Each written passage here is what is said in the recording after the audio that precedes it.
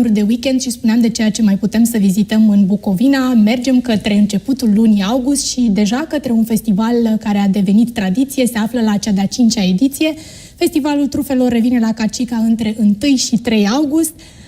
Amatorii de gastronomie și iubitorii de trufe sunt invitați să noteze în calendar datele de 1, 2 și 3 august. Este practic primul weekend al lunii august, când comuna Cacica, situată în inima Bucovinei, va găzdui o nouă ediție a mult așteptatului Festival al Trufelor. Spuneam că se află la ediția 5-a, iar anul acesta evenimentul promite o experiență culinară de neuitat, aducând în prim plan delicateze pe bază de trufe, dar și talentul unor șefi renumiți.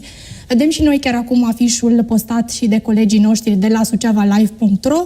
Anul acesta preparatele asezonate cu trufă neagră vor fi preparate de nimeni alții decât de șef Cătălin Petrescu, șef Răzeșu, șef Marco Favino, Samuel, șef Giovanni Santarpia și șef Samuele Dimuro, care are și o stea Michelin, Gabi.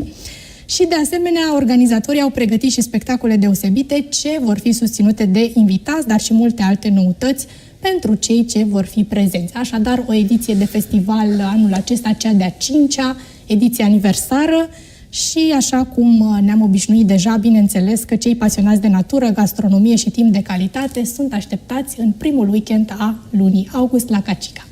Da, un eveniment care, iată, se dezvoltă și vine cu noutăți de la un an la altul. Anul acesta sunt sigur că surprizele vor fi la înălțime și trufa va fi clar vedeta. Vedeta ca de fiecare dată. Am văzut anul trecut pe șef Samuel, dacă nu mă înșel, care... Tu ai fost prezent și anul trecut. Gătise niște cartofi prăjiți, dacă nu mă înșel, cu trufe. Adică era o interpretare, să zicem așa, simplă, sau unui produs simplu, într-o altă manieră, care, desigur, a stănit curiozitatea multor vizitatori de acolo, pentru că, na, ce să facem? Cartoful prăjit încă suntem curioși. Da. Și, uite, noi în Bucovina, dincolo de locații superbe, avem și, am spus-o de fiecare dată, zona asta gastronomică este una deosebită. Trebuie să precizăm că evenimentul este organizat cu sprijinul Primăriei Cacica, Consiliului Județean Suceava și al Centrului Cultural Bucovina, garantând astfel o organizare impecabilă, dar și o atmosferă memorabilă. Sunt convinsă că așa va fi, așadar primul weekend din luna august este deja antamat, nu? Am înțeles. Și trebuie să fie și vreme frumoasă, neapărat, nu? Trebuie să fie vreme frumoasă. Mi-amintesc că anul trecut a fost așa cu ceva un pic de ploaie, dar cred că lucrul acesta nu... A fost binevenită ploaia. Asta ne spunea Mihai la momentul respectiv, că...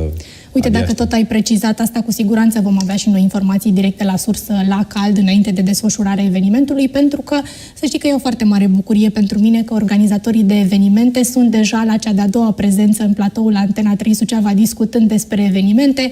Am discutat și cu organizatorii de la Motorfest, pe care îi așteptăm în platoul Antena 3 Suceava, și o bucurie în plus este faptul că suntem deja la cea de-a doua prezență a lor în matinal și suntem parteneri media, noi, Antena 3 Suceava, susținând aceste evenimente care până la urmă vin să promoveze și Bucovina, pentru că despre asta e vorba. Și trebuie să înțelegem că aceste evenimente nu sunt doar locale, adică chiar dacă ele se desfășoară în această zonă, ele au trecut de mult granițele județului și ale regiunii. Am văzut că toate evenimentele din zonă au o răspândire națională. Chiar internațională. Sau chiar internațională, da, și tocmai de aceea ne bucurăm să fim parte din aceste proiecte, sau să susținem aceste proiecte, mai bine spus.